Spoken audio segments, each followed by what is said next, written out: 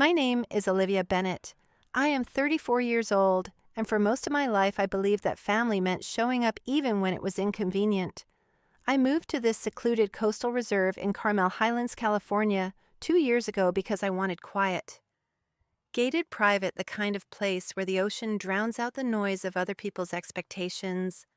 I thought I had finally built something small and mine after my grandmother died. Then I opened an old box labeled college junk, and the ground gave way under everything I thought I knew. I had been sorting through my grandmother's papers on a random Tuesday afternoon, the kind of quiet day where the fog rolls in thick over the cypress trees, and you can hear the waves hitting the rocks below the bluff. My house sits at the far end of the reserve, the last one before the private trail drops down to the water. I liked the isolation. It felt safe.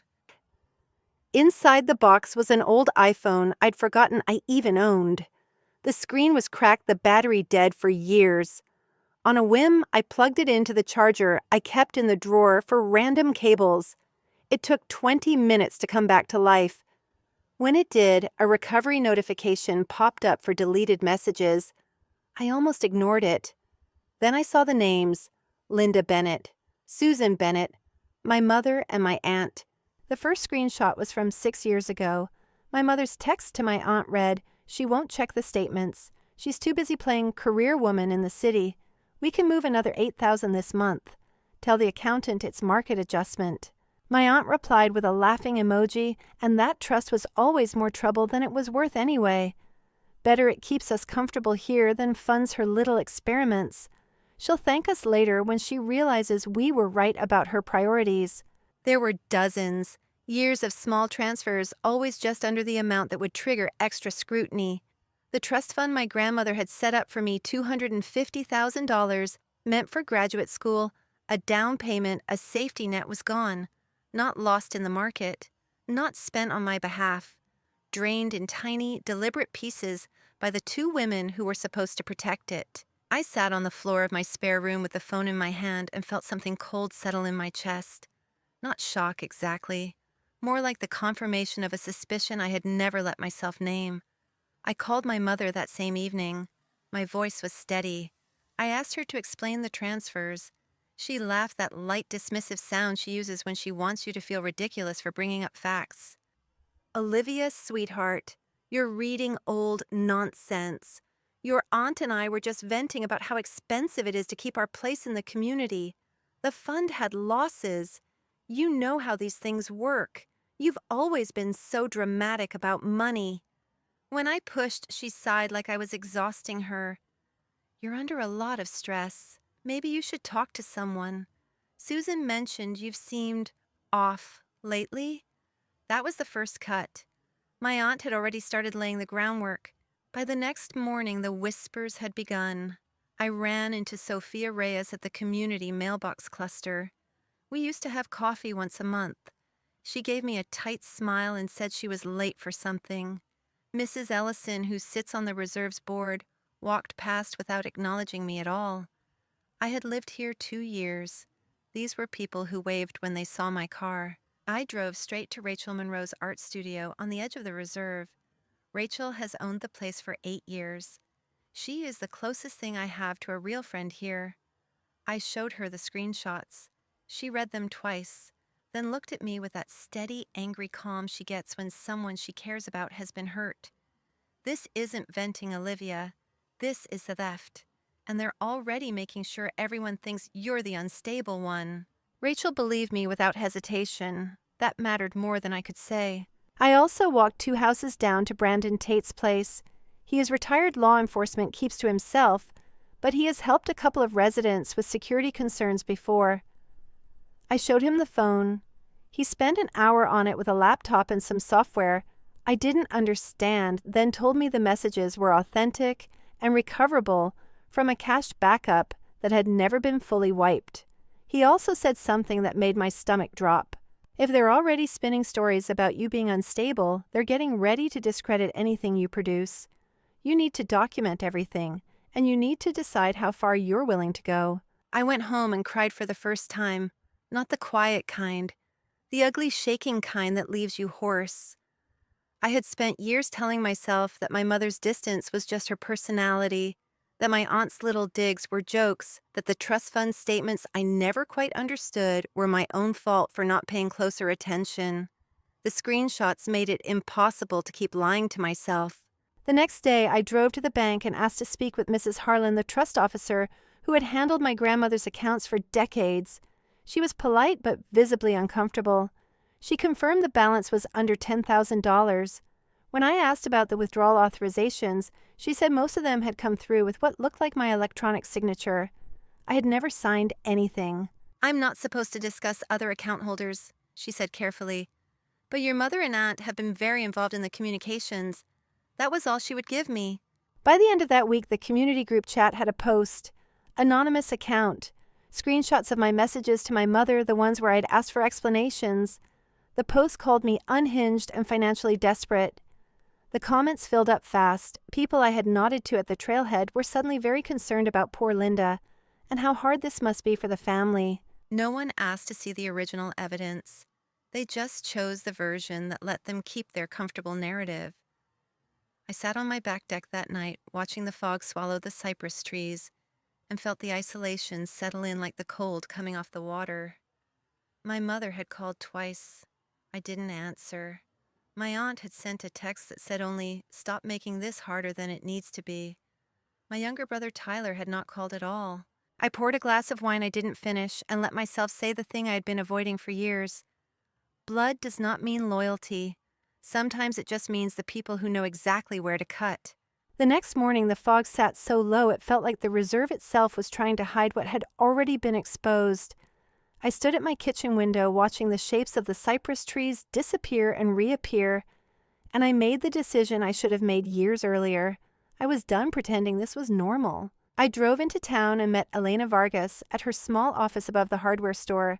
She had come recommended by Rachel. Elena listened without interrupting while I laid out the screenshots, the bank statements, and the timeline of transfers. When I finished, she closed the folder and looked at me with the kind of professional sympathy that still managed to feel honest. "They've been careful," she said. "Small amounts over years, authorizations that look like they came from you. But the messages change things. If we can prove the signatures were forged or obtained under false pretenses, we have a case. The bigger problem is going to be the court of public opinion in that community of yours. Once people pick aside, facts have a hard time changing their minds." I left her office with a retainer agreement and a headache that felt permanent. On the drive back, the first real public crack appeared.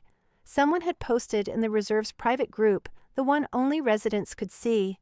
The post was a screenshot of one of my messages to my mother asking about the fund, cropped and captioned, "When your own daughter starts accusing you of stealing because she can't manage her life." The comments were already rolling in. "This is so sad. Linda has always been such a class act. Some people just can't handle responsibility." I recognized the writing style in the caption. My Aunt Susan had always loved the phrase class act. She used it the way other people use salt. By afternoon, the isolation was no longer subtle. I walked down to the trailhead for some air and ran into Mrs. Ellison, the board president. She had been friendly when I first moved in, always asking about my work. Today she gave me a quick nod and kept walking her phone, suddenly very interesting. Two other residents who used to stop and chat about the weather now crossed to the other side of the path. It was almost impressive how fast the story had traveled. My mother and aunt hadn't needed to raise their voices. They had simply let the right people know that Olivia Bennett was having issues, and the community had done the rest. That evening, I called my brother Tyler. He lived in the city, worked in tech, and had always been the one who could smooth things over between me and our mother. The phone rang 4 times before he answered. "Hey," he said, and I could already hear the careful tone he used when he didn't want to pick a side. "Did you know I asked?" No preamble. I was too tired for it. There was a long pause. "Know what?" "About the trust fund. About them moving money out for years and blaming market losses." Another pause. Then a sigh that sounded like surrender. I knew some of it. Not all the details. Mom said it was temporary, that they needed it to cover some community obligations after Dad's accounts got messy. She said you wouldn't miss it and that bringing it up would only cause drama. I should have asked more questions. I'm sorry. I waited for him to say he would stand with me now. He didn't. He said he had a meeting and hung up. The next morning, I went back to Brandon Tate's house with the new bank documents Elena had requested. He spent 2 hours cross-referencing dates and amounts, then showed me a pattern I had missed. The transfers weren't random. They spiked right before big community events: the annual Reserve Gala, the holiday fundraiser, the spring preservation dinner. My mother and aunt had been using my grandmother's money to buy their place at the table. Literally. People like that don't see it as stealing, Brandon said quietly. They see it as maintaining the order of things. You were the one who was supposed to understand without being told. Rachel came over that afternoon with takeout and a bottle of wine we barely touched. She sat on my couch and listened while I paced and ranted in that bitter, sarcastic way that had become my default setting. They raised me to believe that family loyalty meant swallowing whatever they served and saying thank you. And now that I'm choking on it, they're telling everyone I'm the problem for noticing the poison. Rachel didn't try to fix it. She just said, then stop swallowing. The following week, the partial truth came out the way mid-story twists always do, not with a dramatic confession, but with my mother's version of one. She showed up at my door unannounced. No security, just her in one of her careful cashmere sweaters, looking like she was doing me a favor by appearing. I almost didn't let her in. Something in her expression made me open the door anyway. We sat at my kitchen table. She didn't apologize. She explained. Your grandmother never understood what it takes to belong in a place like this. She said, her voice calm and reasonable, the same tone she had used when I was 12, and upset about being left out of something. The fund was meant to give you options, but options don't pay for the kind of life that keeps doors open. Susan and I made sure we stayed visible. That matters more than you realize. People here respect stability. They don't respect girls who move to the edge of the reserve and act like they're too good for everyone else. I stared at her. You stole from me to keep up appearances? She had the grace to look slightly annoyed that I had used the word. We borrowed, and we would have replaced it if the market had done what it was supposed to do. You're making this into something ugly because you've always been too sensitive about money. Susan said you'd react like this. She was right. That was the partial truth she was willing to give. Not regret, not accountability, just a calm, condescending explanation that framed their theft as responsible adult behavior and my outrage as childish sensitivity. She left without asking how I was. She didn't need to. She already knew the version of me she had helped create in everyone else's minds. After she left, I sat on the deck again until the sun went down. The screenshots were still on my phone. I had forwarded the clearest ones to Elena and to Brandon. I had also sent a copy to myself in 3 different places because I no longer trusted that anything digital would stay private in this community. The next morning, the group chat had another post.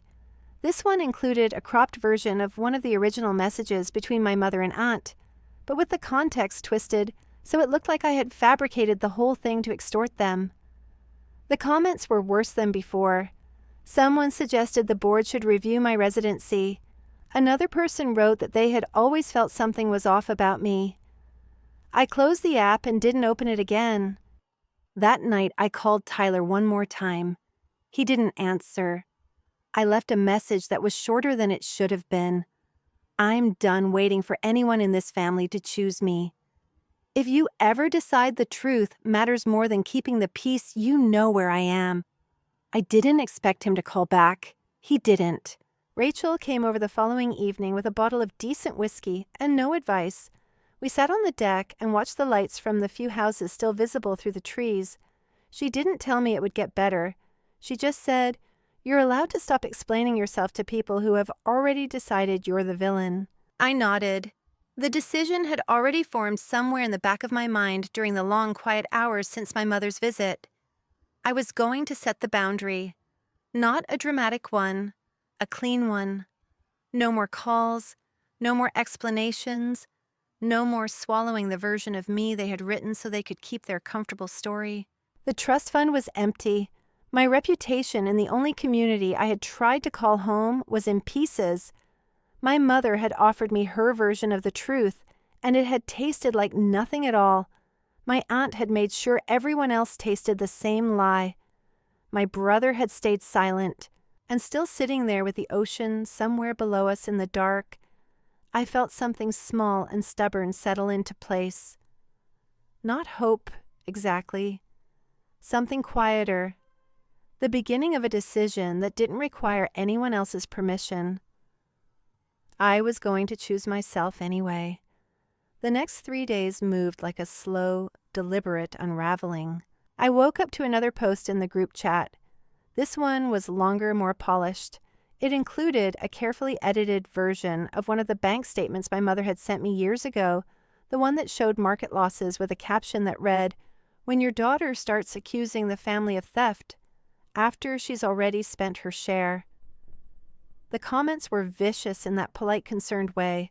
Only people who have never been on the receiving end can manage. This must be so painful for Linda. I always wondered why she lived all the way at the end of the reserve by herself. Some people just can't let go of old grievances. No one asked to see the original messages. No one asked why the transfers had gone to accounts that weren't mine. The version my mother and aunt had fed them was simpler, cleaner, and it protected the comfortable fiction that the reserve was a place where good families stayed good families. I spent that morning on a video call with Elena Vargas. She was calm in the way lawyers get when they know the legal path is going to be slow and expensive. "We can file," she said, "but you need to understand what you're walking into. Your mother and aunt have already shaped the narrative here.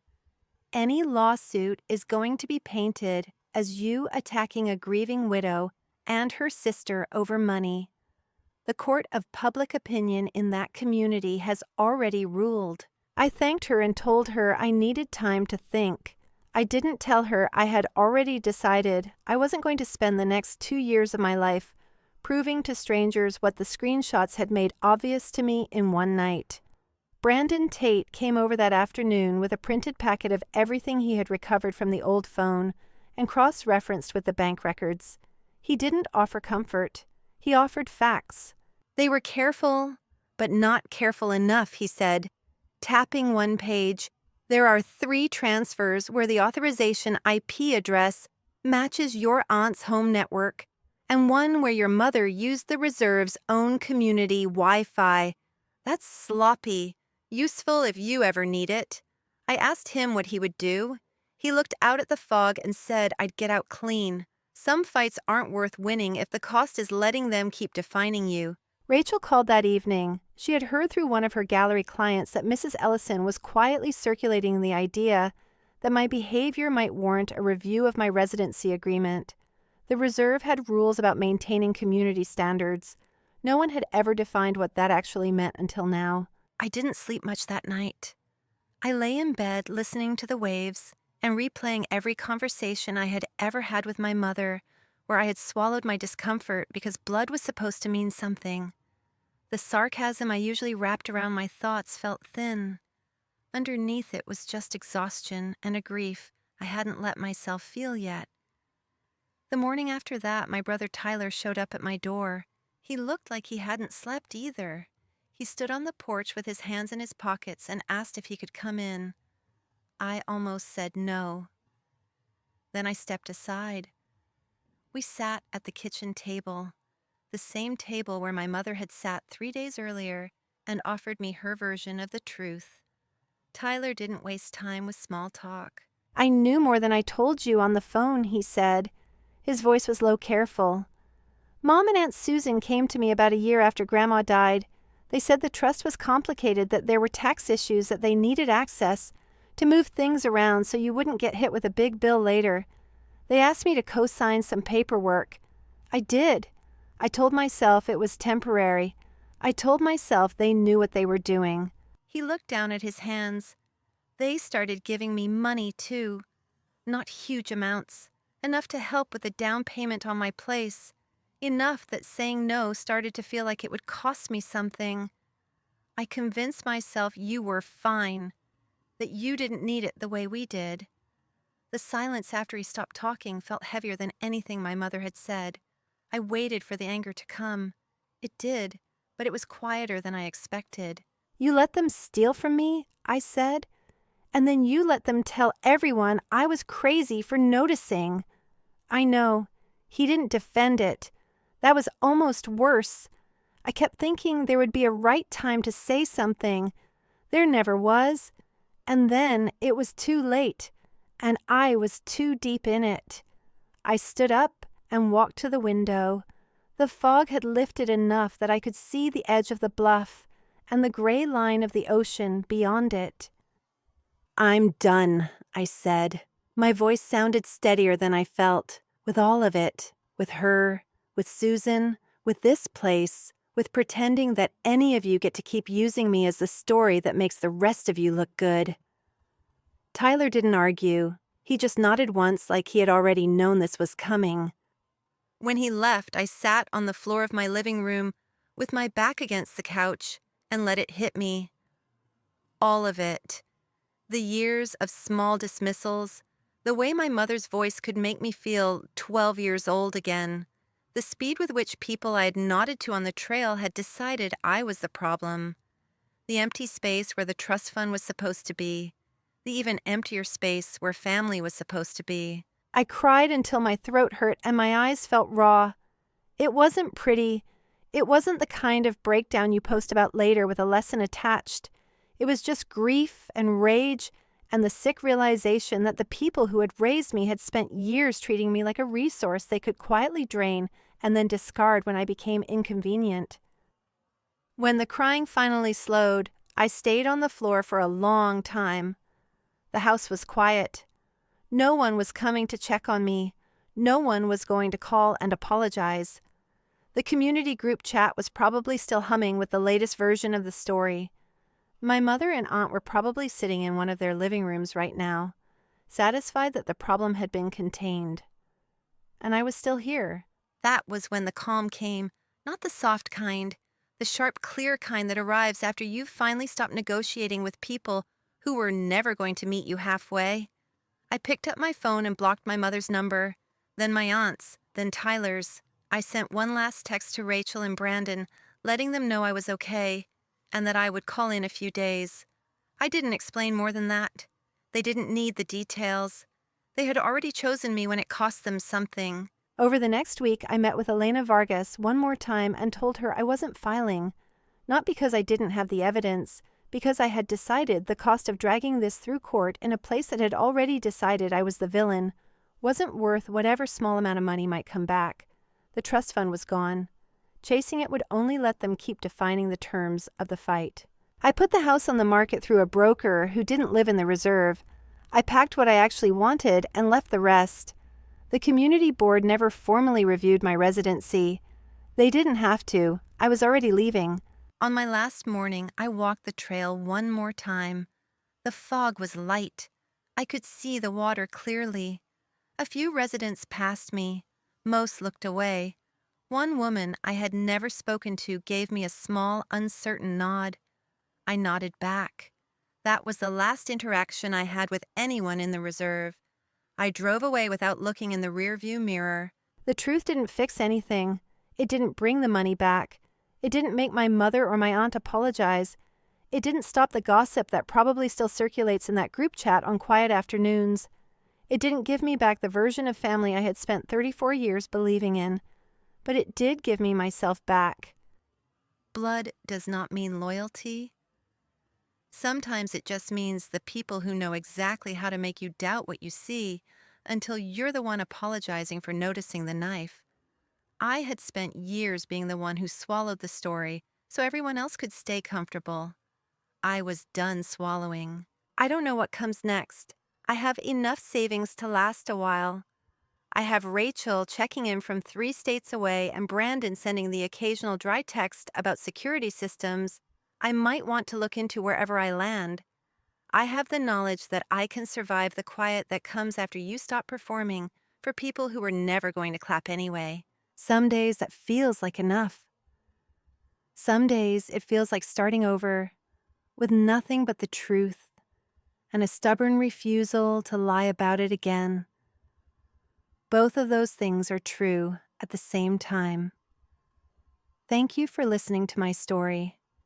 If you've ever had to choose between keeping the peace and keeping yourself, you already know how heavy that choice is. Drop your thoughts below. What would you have done when the people who raised you decided your future was theirs to spend